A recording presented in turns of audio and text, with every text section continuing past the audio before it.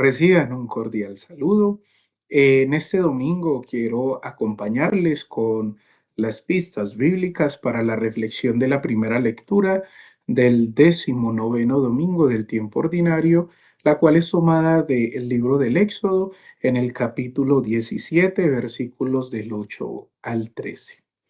Cuando nosotros miramos esta narración que se nos da, damos cuenta que es un episodio que pertenece propiamente a la sección narrativa del ciclo del desierto, en la cual se va narrando cómo Israel, que ya es liberado de Egipto, experimenta la presencia providente de Yahvé durante la marcha hacia el Sinaí.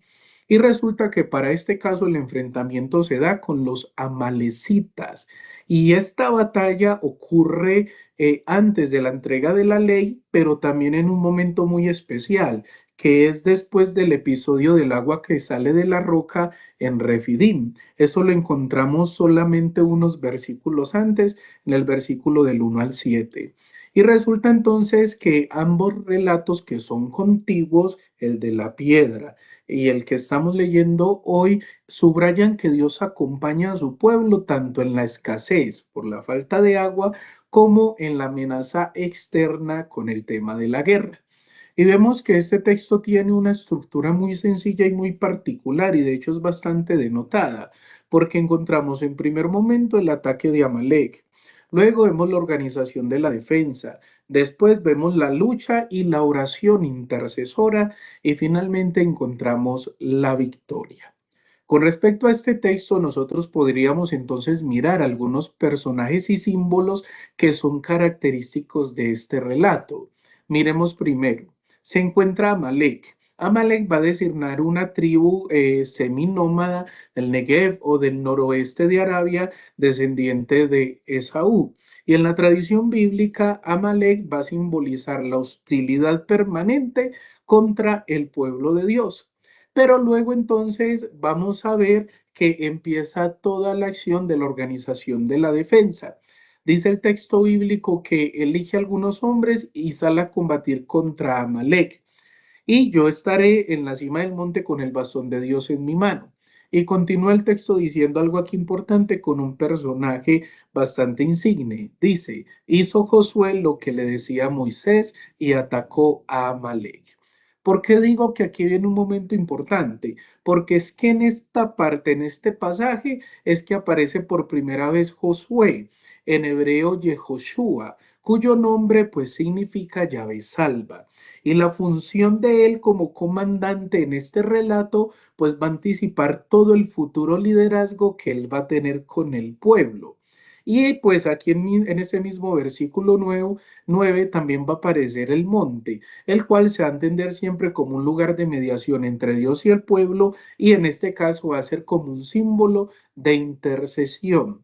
Y este versículo 9 nos continúa dando bastantes símbolos, porque también se habla del bastón de Dios. Y este bastón de Dios pues remite al mismo instrumento con que Moisés ejecutó las señales de Dios cuando estaba ante el faraón. Por ejemplo, el de las plagas, el abrir el mar en dos, entre otros. Y entonces en el contexto semita, este bastón va a representar la autoridad y la presencia divina.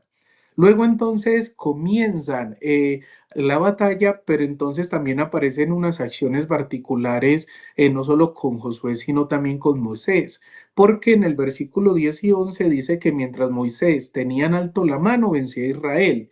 Y este gesto de levantar las manos bíblicamente es signo de oración y de invocación, como nos lo dice muchas veces los salmos, por ejemplo el Salmo 28 en el versículo 2, el Salmo 63 en el versículo 5.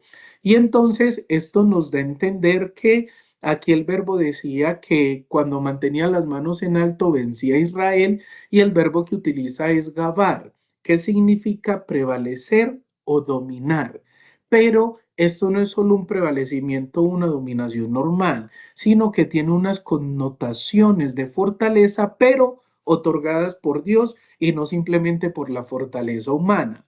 Y aquí entonces vemos una dinámica que es como alternante pero interesante, porque cuando se bajan las manos vence a Amalek Y esto revela que realmente entonces la victoria no depende de una destreza militar, sino de la mediación divina, de la mediación divina. Y cuando pasamos al versículo 12, y perdón que esté haciendo como esto versículo a versículo, pero es interesante, el versículo 12 nos va a decir que Aarón y Hur le sostenían los brazos a Moisés.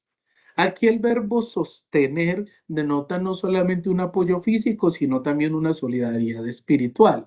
Pero aquí lo interesante es que la acción de Aarón y de Hur evoca la importancia de la comunidad mediadora en la intercesión. Es decir, la oración se sostiene en comunión. Y aquí hay un detalle muy particular, porque es que decía que sostenían los brazos, eran también las piedras.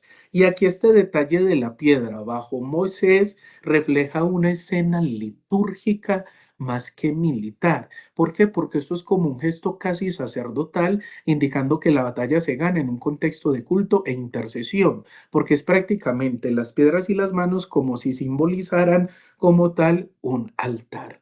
Y termina el versículo 13 diciendo que Josué derrotó a Amalek. Y esto entonces allí, este debilitar, este vencer, esta victoria, expresa la fuerza enemiga que se desgasta ante la acción conjunta de la lucha y la oración.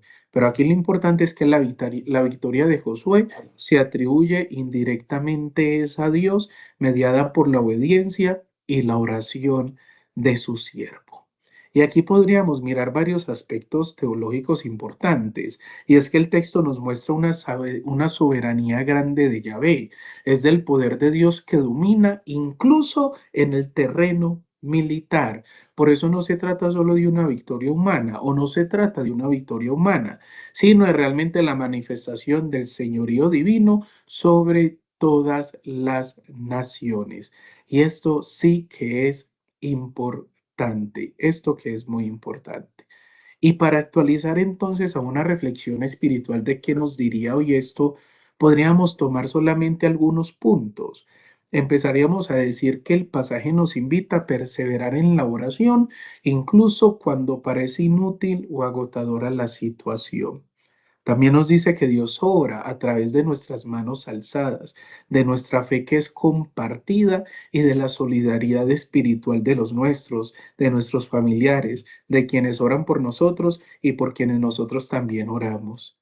También podemos ver que en el camino vocacional, que en toda nuestra vida nosotros debemos de mantener la oración, pero también personas cerca que nos sostienen y que nos ayudan a poder mantener nuestra fe en Dios intacta.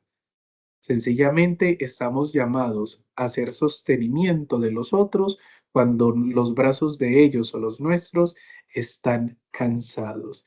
Que siempre en nuestra vida le demos la victoria, todo el honor y toda la honra a Yahvé, que es quien libra y quien gana todas nuestras batallas. Feliz domingo y que Dios les bendiga.